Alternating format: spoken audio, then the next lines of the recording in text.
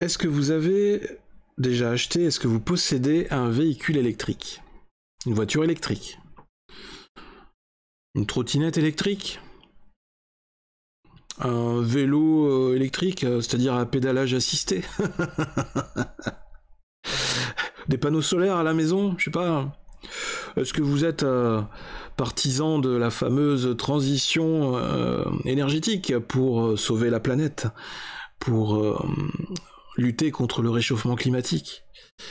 Est-ce que vous êtes sûr d'avoir fait le bon choix? Est-ce que vous pensez vraiment que en ayant adopté ces nouveaux comportements, en ayant opté pour ce choix de nouvelles technologies, vous pensez vraiment que vous allez sauver la planète?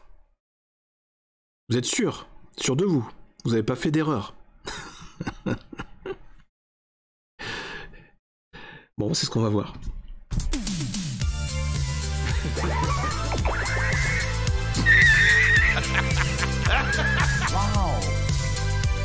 C'est toute l'histoire de ma vie. Plus besoin de coquillage. Parlera en présence de ton avocat. Toc toc. Vous savez que vous avez un problème de comportement. Ah! S'il peut saigner, on peut le tuer.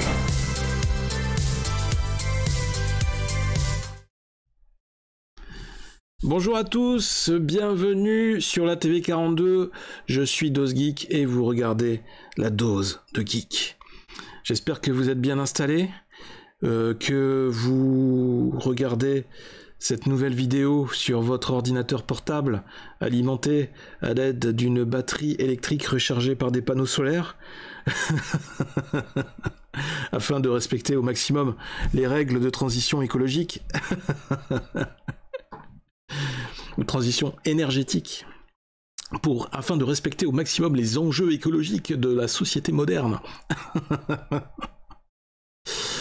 Non, bien sûr que ce sont des sujets importants, bien sûr que c'est toujours de bonnes intentions, c'est toujours louable, c'est toujours positif de vouloir faire des bonnes actions pour protéger l'environnement, pour essayer de moins polluer, ne serait-ce que pour protéger la planète, pour aussi préserver l'environnement pour les générations futures, pour nos enfants, pour nos petits-enfants, bien sûr.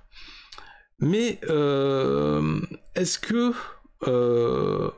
à la lumière de tous les articles, tous les produits qui ont été créés, tous les gadgets, tous les appareils électriques qui ont été conçus pour essayer de nous accompagner dans cette transition énergétique, est-ce que vous n'avez pas l'impression qu'il y a quelque chose qui sent bizarre? Moi, j'ai un peu l'impression ça sent un petit peu l'arnaque. Avec ces histoires de taxes carbone, de panneaux solaires qu'il faut payer plus cher, dont la durée de vie est assez limitée, qu'il faut renouveler à peu près tous les 10 ans, un truc comme ça. On nous fait passer à la voiture électrique, sauf que, comme par hasard, les prix de l'électricité ont explosé depuis 2 ou 3 mois. Alors qu'au départ, la voiture électrique nous était vendue comme la solution idéale, un peu chère à l'achat bien sûr, mais après, qu'est-ce qu'on allait faire comme économie en termes de consommation d'électricité? C'était beaucoup moins cher que l'essence, et évidemment moins polluant.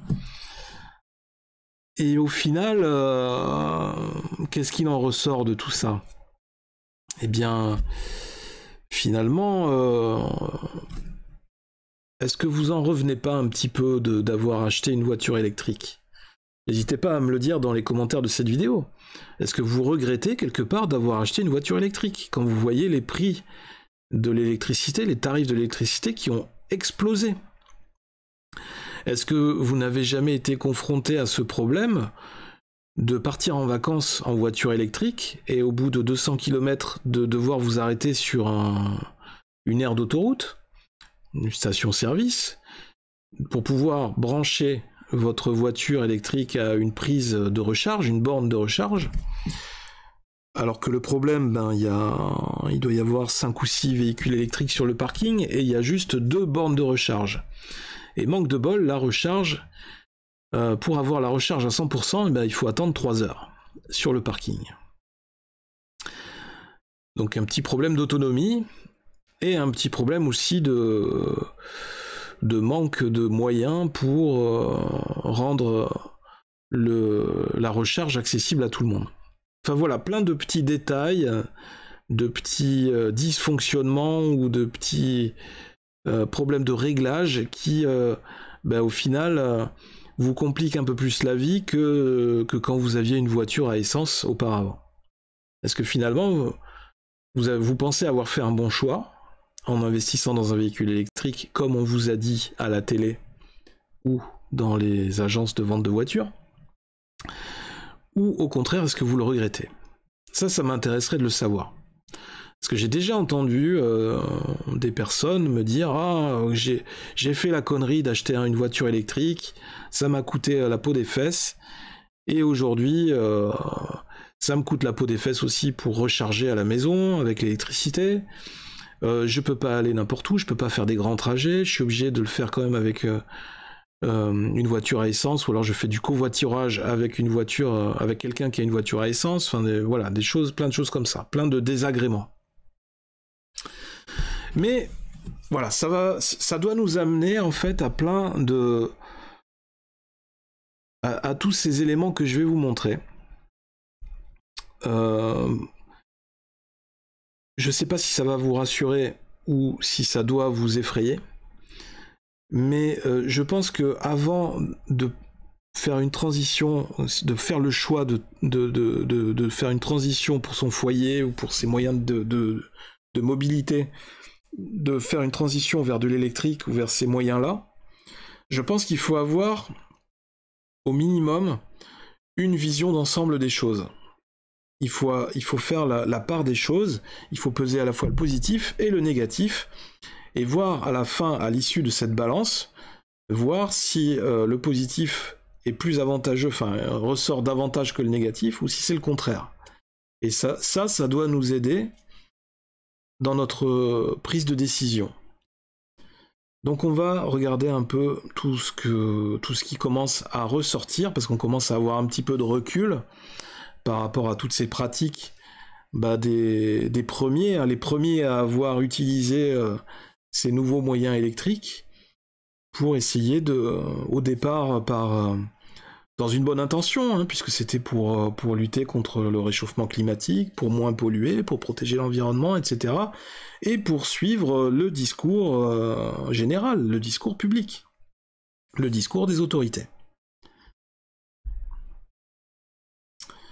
Australie, 80 millions de panneaux solaires arriveront en fin de vie à partir de 2035. L'équivalent de 100 000 tonnes de déchets. Comment les recycler? C'est une bonne question. Je pose juste la question.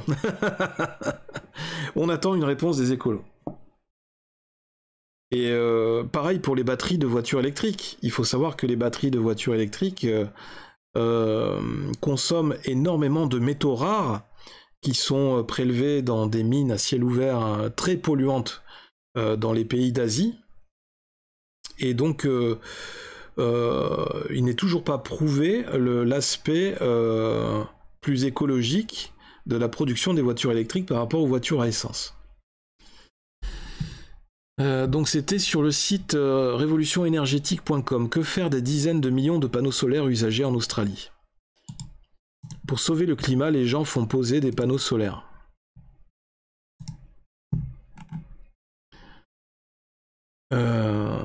Mais des chercheurs tirent aujourd'hui la sonnette d'alarme. Pour ne pas ruiner ces efforts, il faut planifier l'élimination écologique de ces panneaux devenus obsolètes. Donc on va se retrouver avec des déchets, c'est un peu comme les compteurs électriques. À l'époque, le compteur Linky nous était vendu pour nous aider à faire des économies d'électricité en termes de consommation. C'est pour ça qu'il est de couleur verte, pour préserver l'environnement encore une fois. Sauf que ce que les gens n'ont pas compris, c'est que pour mettre en place ces nouveaux compteurs, il a fallu enlever tous les vieux compteurs qui, eux, fonctionnaient depuis 40 ans, 50 ans et qui pouvaient continuer encore à fonctionner longtemps. Donc, gros problème, encore une fois, de recyclage de tous ces déchets électriques, de tous ces vieux compteurs. Et ce qu'on n'a pas dit aux gens avant d'installer les compteurs Linky, c'est que la durée de vie d'un compteur Linky, c'est entre 5 et 10 ans.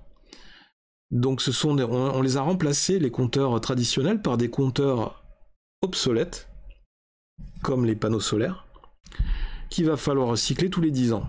donc encore plus de déchets.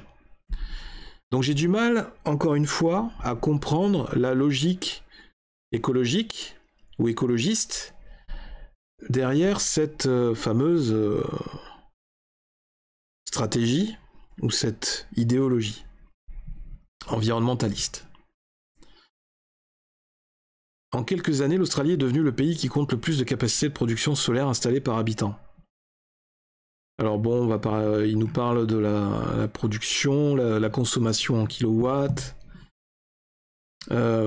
Pourtant, ce qui inquiète aujourd'hui les experts est encore ailleurs. Une étude menée par des chercheurs de l'Université d'Australie du Sud pose en effet la question qui fâche. Comment le pays parviendra-t-il à éliminer de manière écologique les 80 millions de panneaux solaires qui arriveront en fin de vie à partir de 2035, l'équivalent de 100 000 tonnes de déchets, et le chiffre pourrait même monter jusqu'à 1 million de tonnes de déchets avant 2050, compte tenu de l'engouement des Australiens pour le solaire. Et là, j'ai envie de me lever.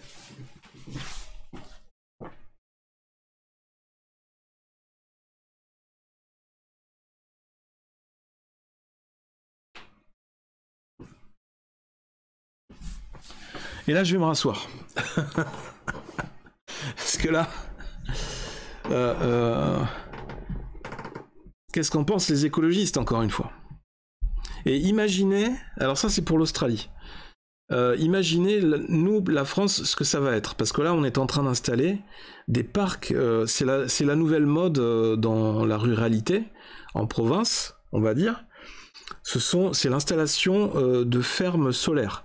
C'est-à-dire qu'on a de plus en plus de fermes agricoles qui sont en train de remplacer des cultivations, des parcelles cultivées, par des parcs de panneaux solaires. Donc on va appeler ça des fermes de panneaux solaires, soi-disant pour amortir les coûts de l'exploitation agricole. Ça leur permet de générer des revenus grâce à l'électricité qu'ils vont produire.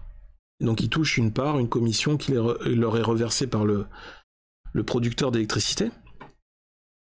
Et donc, il faut savoir que ces projets de fermes solaires sont aujourd'hui largement subventionnés par l'État et par l'Europe. Donc on est en train d'inciter de manière massive les agriculteurs en France à s'équiper, à mettre en place des fermes de panneaux solaires sur leurs propriétés, au détriment de parcelles agricoles, au détriment de production alimentaire, de produits agricoles qui pourraient contribuer à alimenter la France, à garantir notre autonomie alimentaire ou agroalimentaire. Donc est-ce que c'est encore une fois le bon choix stratégique en termes de vision sur le long terme pour le pays? C'est la question que je pose, je m'interroge.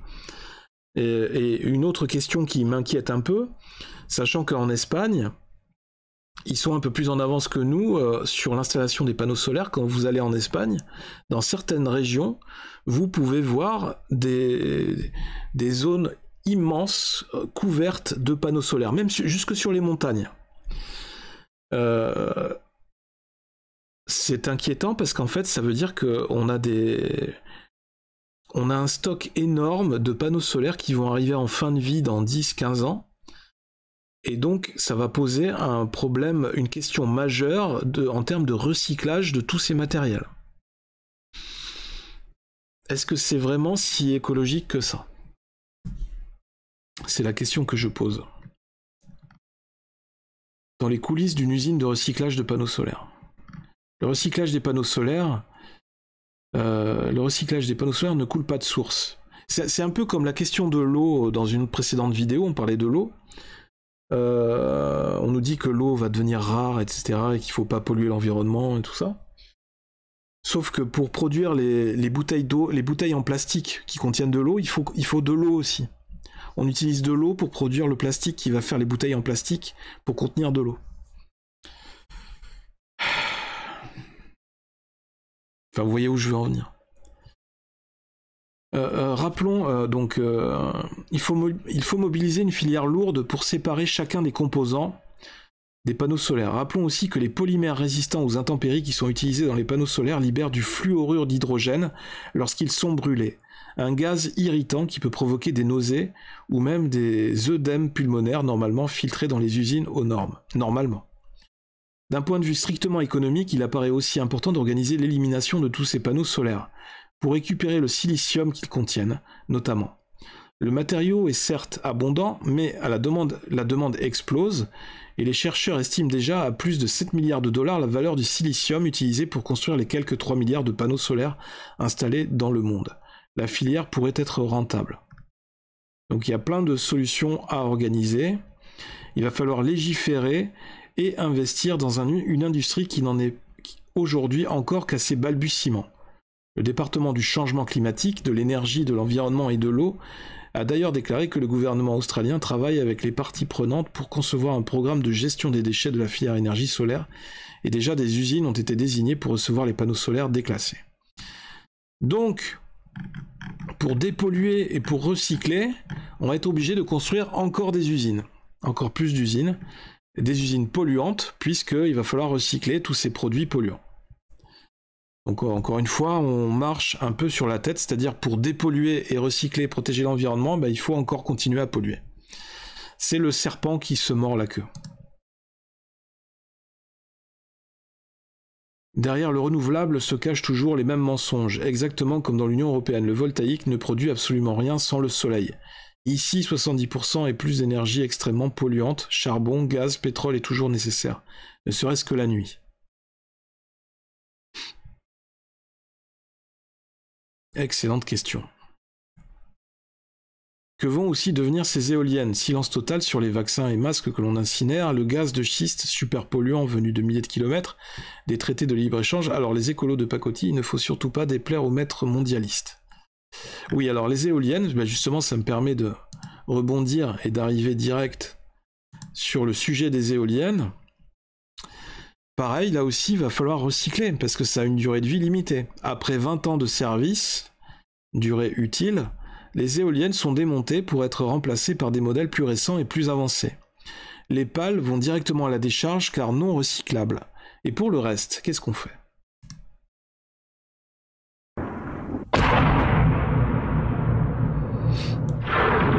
Donc voilà, pour les recycler, il faut d'abord les détruire.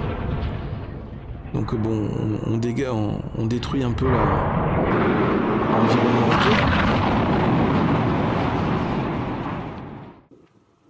C'est génial.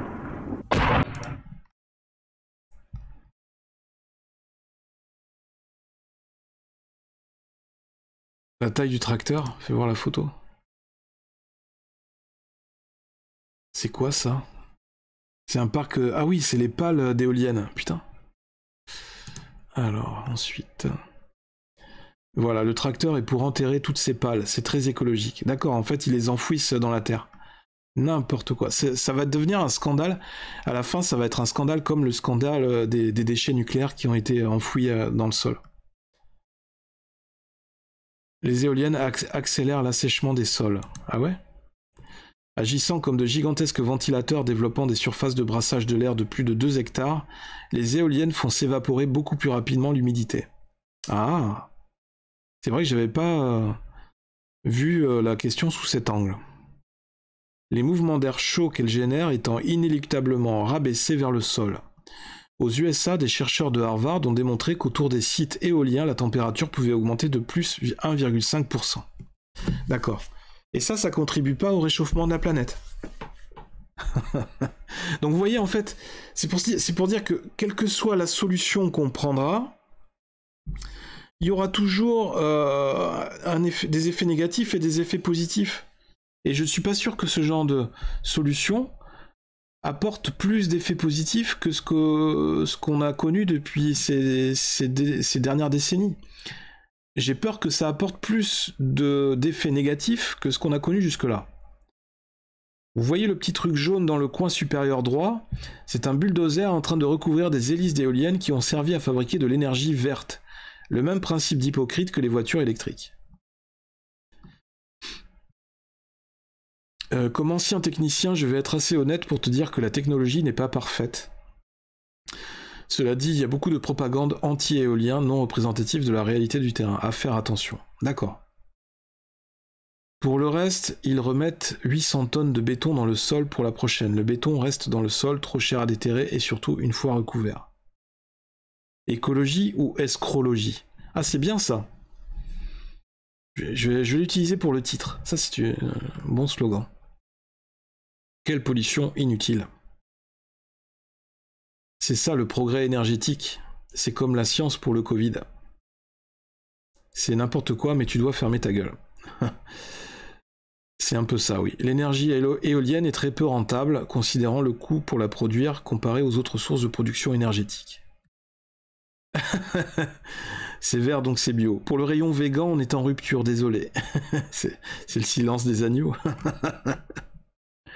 Et la démolition, à la charge de qui? Du propriétaire du terrain? Bah non, c'est à la charge de l'État, comme d'habitude. Et la plupart des éoliennes fonctionnent au mazout l'hiver. Ah bon? Je sais pas, c'est à vérifier ça.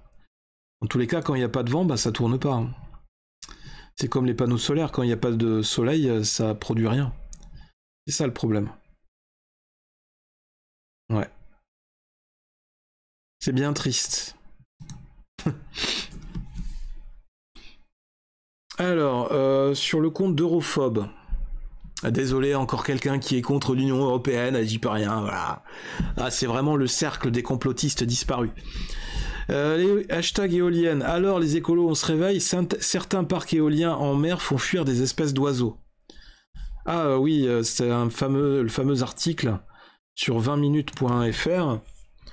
Des parcs éoliens en mer font fuir une espèce d'oiseau marin. Des oiseaux de la famille des plongeons a chuté de 94% dans un rayon de 1 km autour des parcs éoliens étudiés. Un article du 13 avril 2023. Le développement des énergies renouvelables devra à l'avenir éviter d'amplifier la crise de la biodiversité, assènent les experts. En effet, certains parcs éoliens et en mer ont un effet repoussoir important sur au moins une catégorie d'oiseaux marins, regrette ce jeudi des scientifiques dans une étude. Les chercheurs basés en Allemagne ont analysé des données pour mesurer l'impact des éoliennes dans la mer du Nord allemande sur les oiseaux de la famille des plongeons. Gavidés. De gros volatiles aux faux airs de canard. La distribution et l'abondance des plongeons ont substantiellement changé dans la période avant et après la construction des parcs. Relatent les auteurs. Mais c'est un peu ce que disait Emmanuel Macron, hein, c'est la fin de l'abondance. Ah, c'est pas gentil ça, c'est pas gentil. C'est pas gentil. Attention. Wow.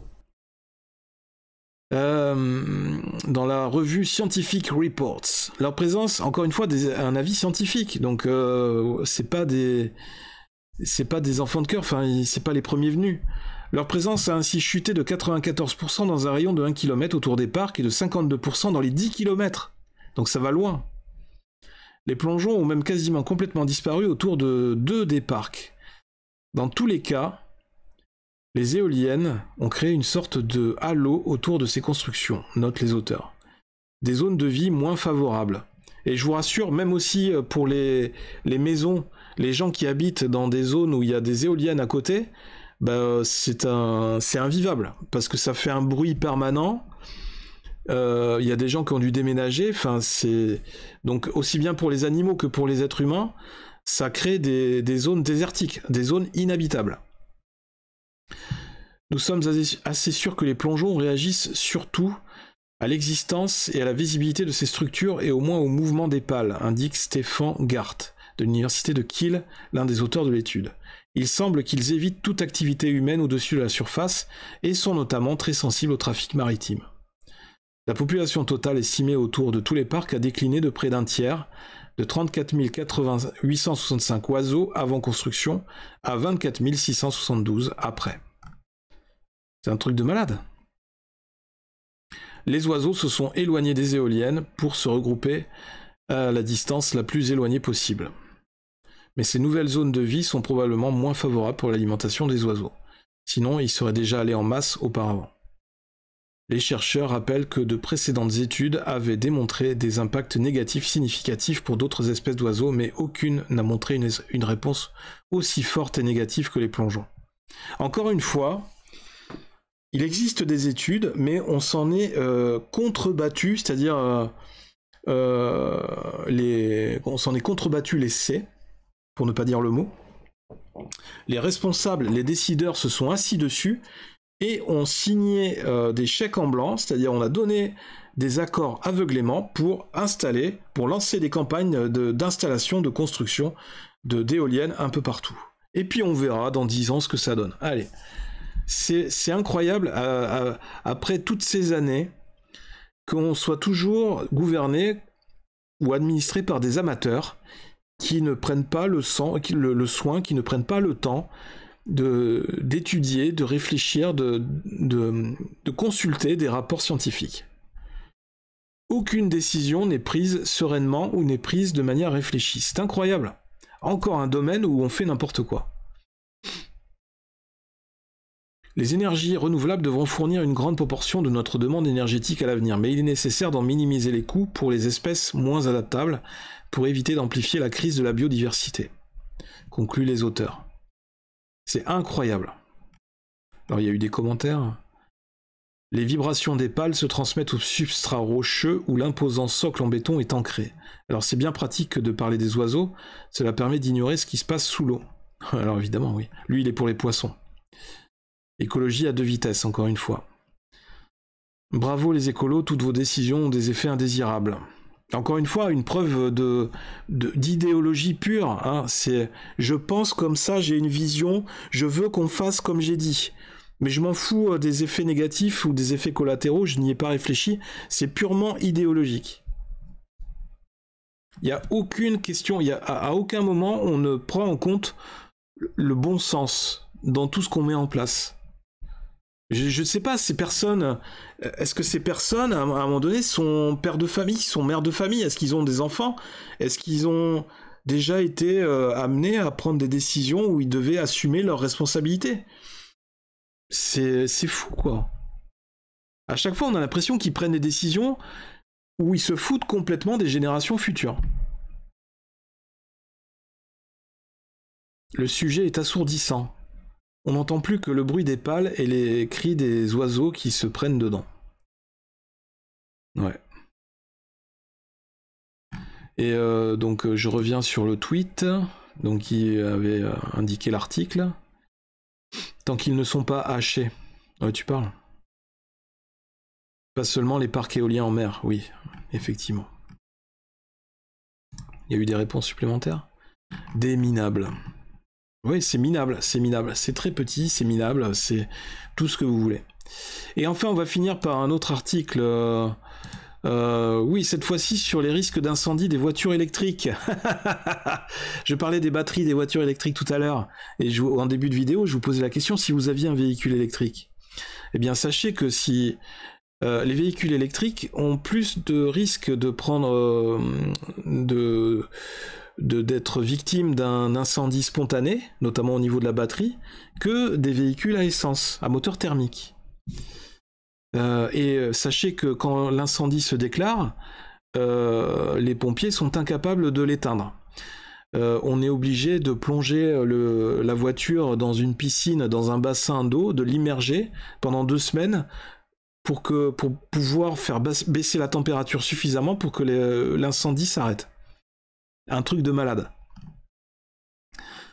Vous avez jamais vu des vidéos de voitures Tesla qui prennent feu comme ça spontanément et les pompiers n'arrivent pas à les éteindre?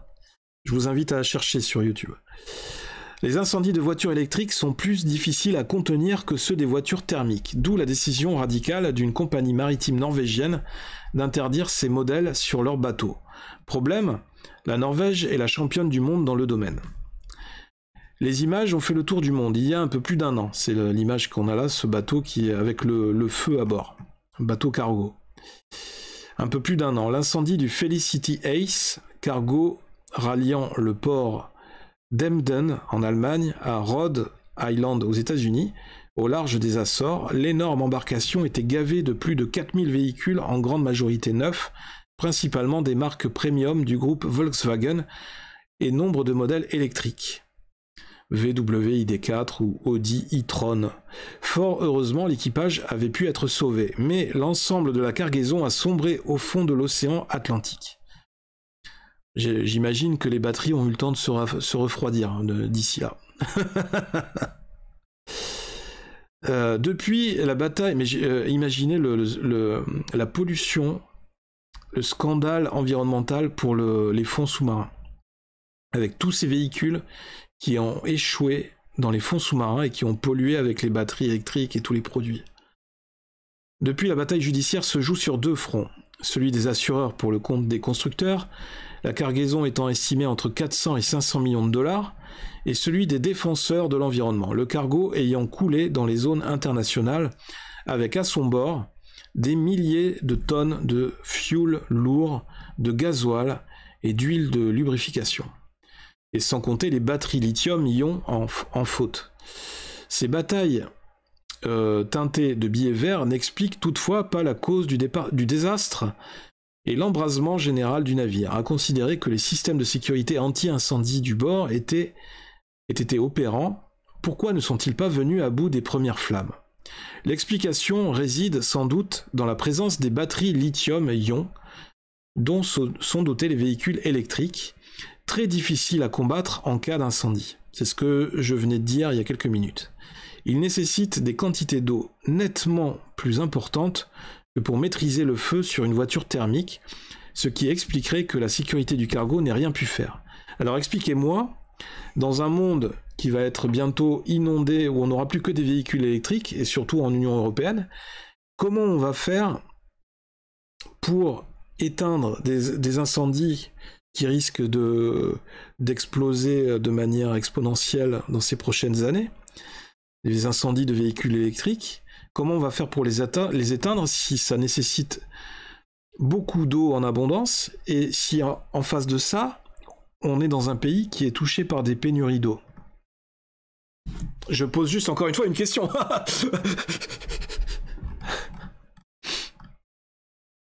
Trop de risques avec les véhicules électriques. Donc là, on voit le bateau, encore une fois.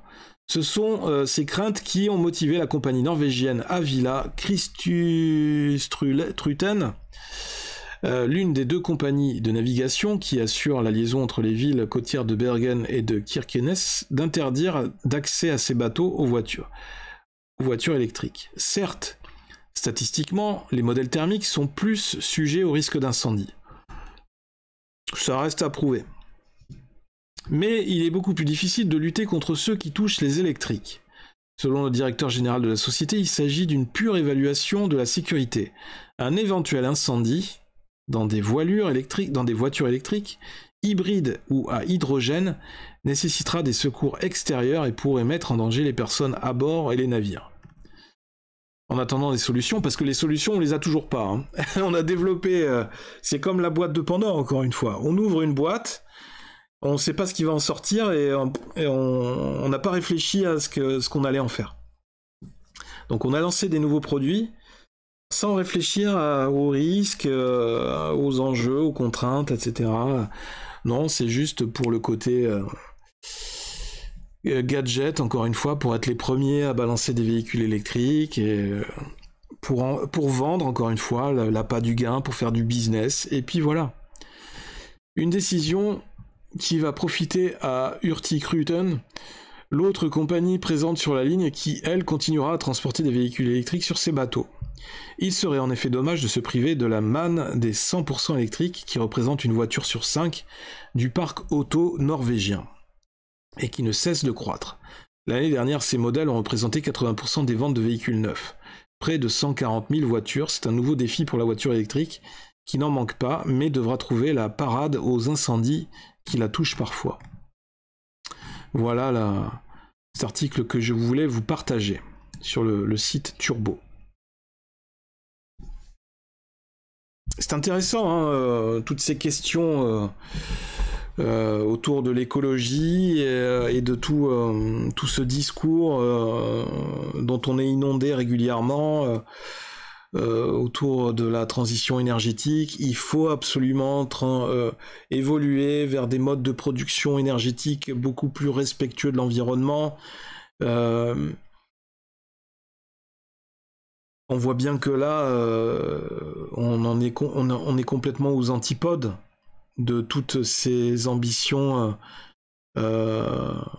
très naïves, très candides. Je sais pas d'ailleurs si c'est très naïf. En tout cas, les gens qui y croient sont naïfs. Mais les gens qui nous vendent ce discours, les gens qui font du business de ces véhicules électriques, de la production des éoliennes, de l'entretien, du recyclage, vous voyez qu'il y a tout un business derrière. Tous ces gens-là ne sont pas naïfs. Tout est bien réfléchi. Et enfin, moi, je sais pas, enfin, quelqu'un qui est un minimum curieux, qui a développé un minimum d'intelligence, devrait se poser la question quand il y a un nouveau produit qui est à disposition, quand on essaye de l'inciter à aller vers quelque chose, ben, la moindre des choses, c'est d'essayer de se poser un minimum de questions sur d'accord, mais est-ce que c'est vraiment bien pour moi? Est-ce que c'est vraiment bien pour l'environnement? Ces véhicules électriques, comment est-ce qu'ils sont vraiment produits? Est-ce que c'est vraiment produit à base d'éléments, de matières premières qui sont respectueuses de l'environnement? Est-ce que finalement ça ne produit pas plus de pollution que ce que ça ne devrait? Quels sont les risques? Enfin voilà, plein de questions que, comme avant de sauter dans un précipice, enfin je sais pas, et ne pas suivre le troupeau de moutons hein, qui va sauter le précipice, quoi. Non, être celui qui va à un moment donné s'arrêter au bord du précipice et va se dire, attendez, est-ce que finalement on ferait pas mieux de réfléchir avant de sauter? Est-ce qu'on peut prendre 5 minutes pour réfléchir, les gars? Est-ce qu'on peut prendre 5 minutes pour se poser des questions, pour poser le pour et le contre? Est-ce qu'on peut prendre le temps? Voilà, je demande juste. Et t'as les autres qui courent autour. Non, mais te pose pas de questions, fonce, vas-y, là, on n'a pas le temps, là. Vas-y. Et le mec, il saute. Et le précipice est tellement profond qu'on l'entend pas s'écraser, évidemment. C'est pour ça que les autres moutons continuent à sauter. C'était la métaphore du mouton. Du troupeau de moutons. Non, mais voilà. Donc, bon... Voilà un peu un petit état des lieux, un petit tour d'horizon de toutes ces bonnes intentions autour de l'écologie, de la transition énergétique, des panneaux solaires, des éoliennes, des véhicules électriques. Vous voyez que c'est pas si rose que ça, ou en tout cas c'est pas si rose que ce qu'on voudrait nous le vendre. Et je voudrais franchement que chacun de vous, enfin chacun de nous, même moi j'essaye de faire ce travail, qu'on fasse ce minimum de travail, de réflexion et essayer de se documenter sur tout ça avant d'acheter ce type de matériel. Est-ce que ça vaut vraiment le coup? Est-ce que c'est pas plutôt une arnaque? Comme quand on achète un téléphone ou quand on achète un ordinateur ou n'importe quoi, ou même un produit alimentaire, essayons de nous renseigner sur le pays d'origine, comment il a été fabriqué, à base de quelle matière première. Voilà, c'est la moindre des choses. Plutôt que de se faire intoxiquer par quelque chose qui, à court terme, à moyen terme ou à long terme, va nous être nuisible au final. Ou pour nos enfants ou les futures générations. C'est à bien réfléchir. C'est des questions importantes. Et encore une fois, c'est des questions sur lesquelles je pense qu'il faut que nos dirigeants se positionnent très clairement et qu'ils aient une vision sur le long terme pour notre pays. Parce que les décisions qu'on prend aujourd'hui, ça aura un impact pour les générations futures dans 10, 20 ans, 30 ans, 40 ans. Et ce sera peut-être à ce moment-là trop tard pour revenir en arrière, ou ce sera un travail énorme pour corriger les erreurs qu'on est en train de faire aujourd'hui. Donc voilà, à bien réfléchir et à bien méditer là-dessus. Donc n'hésitez pas à réagir dans les commentaires de cette vidéo si vous souhaitez réagir sur la question, si ça vous a touché, ou si vous vous sentez vraiment un peu, comment dire, particulièrement touché par cette question, par le véhicule électrique ou autre. Qu'est-ce que vous en pensez? Est-ce que vous sentez que cette question de l'électricité, des tarifs de l'électricité, c'est un vrai piège, c'est une arnaque? Les panneaux solaires, est-ce que vous vivez à côté d'une éolienne, tout ça, toutes ces choses-là, voilà, ça m'intéresserait de le savoir. N'hésitez pas à me le mettre dans les commentaires, ou alors tout simplement, quelle est votre position par rapport à toutes ces questions. Voilà. C'était la dose de geek sur la TV42. Je reviens très prochainement pour une nouvelle vidéo sur un autre sujet. Je vous souhaite de passer une bonne soirée. Laissez parler le geek qui est en vous. Bien sûr, après avoir liké, après avoir partagé, après s'être abonné à la chaîne.